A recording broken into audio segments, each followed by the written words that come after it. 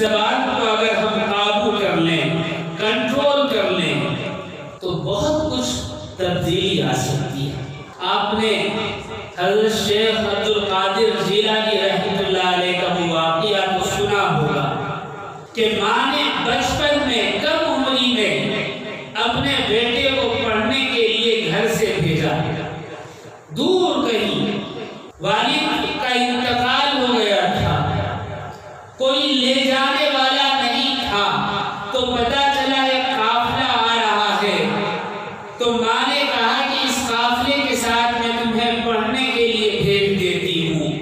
چلتے ہوئے ماں نے بازو میں ایک کپڑا لگا کر 40 سونے کی اشرفیاں سی دی اور رخصت ہوتے ہوئے کہا، بیٹا کچھ بھی ہو میری نصیحت یہ ہے کہ کبھی جھوٹ مت بولنا، سچ بولنا۔ قافلے کے ساتھ کر دیا، چھوٹے سے ہیں، کم عمر ہیں، چھوٹے چھوٹے پاؤں کے ساتھ قافلے کے ساتھ چلے جا رہے ہیں۔ ایک جنگل میں پہنچے تو چاروں طرف سے ڈاکوؤں نے قافلے کو روک لیا اور گھیر کر سب سے جتنی چیزیں ان کے پاس تھی لوٹ لی، سارا سامان لوٹ لیا گیا۔ تو ایک ڈاکو حضرت شیخ عبد القادر جیلانی کے پاس آیا اور کہا کہ اے بچے بتا تیرے پاس بھی کچھ ہے؟ اب یہ خالی ہاتھ کچھ نہیں ہے، چھوٹی سی پوٹلی ہے جس میں 1 یا 2 جوڑی کپڑے ہیں۔ وہ ڈاکو نے پہلے ہی دیکھ لی تھی کہ اس میں کچھ نہیں ہے، تو پوچھا تیرے پاس کچھ ہے؟ حضرت نے فرمایا میرے پاس 40 سونے کی اشرفیاں۔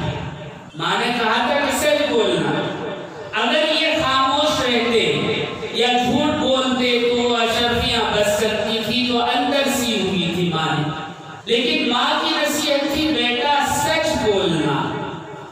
تو حضرت نے کہا کہ میرے پاس 40 اشرفیاں ہیں۔ اس نے اوپر سے نیچے تک دیکھا، کہیں کچھ نہیں، تو اپنے سردار کے پاس لایا اور کہا کہ یہ بچہ ہم سے مذاق کرتا ہے کہ اس کے پاس 40 اشرفیاں ہیں۔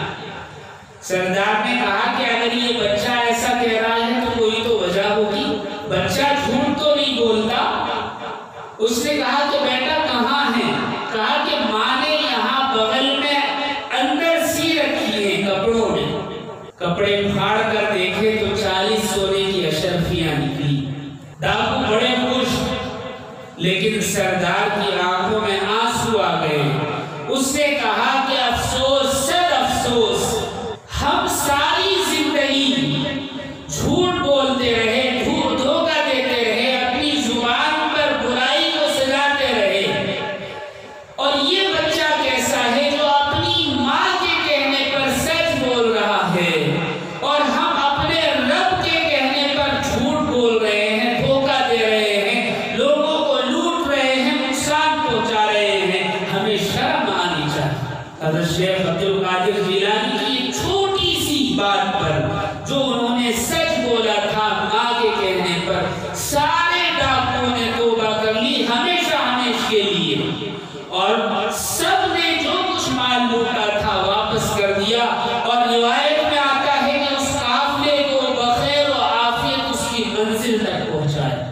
ایک سچ نے، ایک سچ نے، اور وہ بھی کس کے سچ نے؟ ایک بچے کے سچ نے، جس میں کوئی طاقت نہیں، کوئی توانائی نہیں، جس کا کوئی سرپرست اس کے ساتھ نہیں۔